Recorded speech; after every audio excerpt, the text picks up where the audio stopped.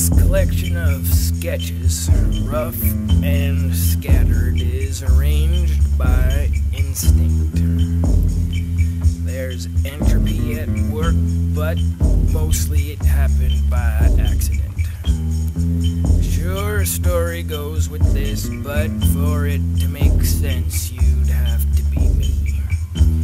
And for it to make dollars, I'd have to be something I despise. Don't ask me how I manage. No one gets paid to make change.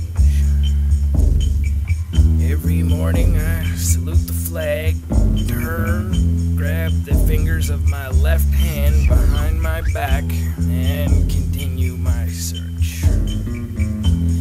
I'm wondering how I got here. Who besides me is responsible? Not the young man I was when I first wrote the code. Now I don't have it in me to fuss over much. I need sleep more than ever before. What remains of my violence is so precious, I keep all of it to myself. What frightens me most now is my gradual loss of hearing. So I'm guided more and more by vibes. I shield my eyes from flickering images and document my dreams with as much detail as possible. I figure I'll write my book when it's all I can do, but I don't know. Have you any idea how hot these sands? Yeah, I come in contact with the odd scavenger here and there, but those encounters rarely amount to much. I just gaze at the same few black and white photographs. Distant loves, long lost souls, diamonds of my most glorious moments. I remember the gold rush. It makes me laugh now to think of the risks I took. The monuments will remain, and that's all that matters. But the question always becomes, am I happy?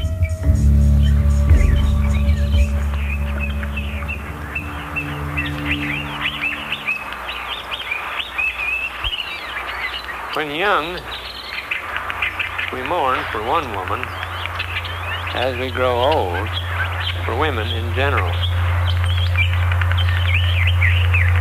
The tragedy of life is that man is never free, yet strives for what can never be. The thing most feared in secret always happens. My life, my loves, what are they now? But the more the pain grows, the more this instinct for life somehow asserts itself. The necessary beauty in life is in giving yourself to it completely.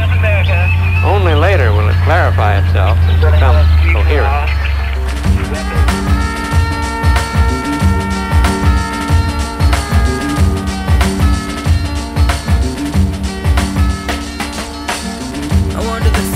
Listen for the sound of drums. The colder the ground becomes, the closer I get to home. The planet's not fit to roam, what with all the chaos. But when I saw the savages, I played the law of averages. And when the river splits in half, I start to lose my wits and laugh and cry at the same time. There's nothing I can do about it, even though I wouldn't doubt it if the winds began to blow and carried the sounds of my voice to the land below.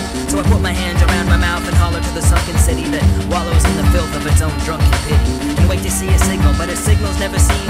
Eventually fatigue builds inside me exponentially, and so I sleep and dream that I am able to fly. They will respect a man with wings. Later I awake in agony and learn that while I was sleeping, the city had burned. Shrugging my shoulders, I pause and gather thought, think twice about staying put, and then decide I'd rather not. So I press on my agnostic pilgrimage, knowing that I can swim deeper than the Grim Reaper, ready for whatever sea creatures may abound when the water swallows me and not the other way around. Survival saw me through the mechanical district, starvation leads to being cannibalistic. I've had to rely at times in silence and on talking quick, defending myself with nothing but my walking stick. I've never had friends and no parental guidance. I'm wild at heart and weird on top. I'm feared non-stop. Even though my rage is worn out, my life's a book with several pages torn out. I just climb trees and look for rhythm everywhere.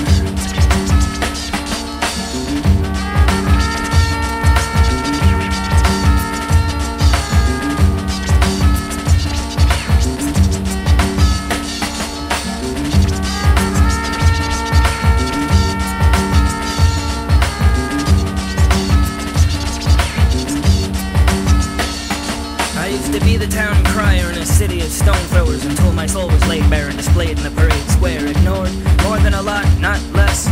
No one understood my thought process. I was gagged and bound over noise complaints, but commanding the resolve that destroys constraints, I found my escape in a melding of memories. The next thing I know, I'm rowing this boat and blowing this note on an old tarnished trumpet.